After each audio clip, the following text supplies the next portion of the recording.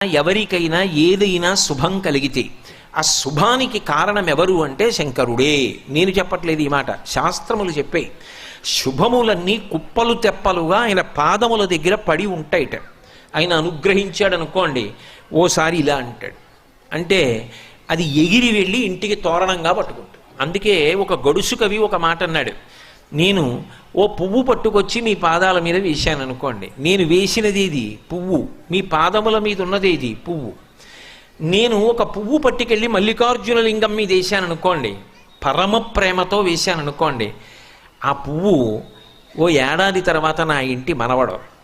నేను ప్రేమతో వేసిన పువ్వు 2 ఏళ్ల తర్వాత నా ఇంట్లో మనవరాలు.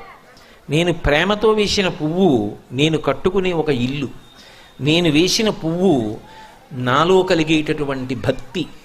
నేను వేసిన పువ్వు ఏ వయస్సులో నాకు రావాలో ఆ వయసులో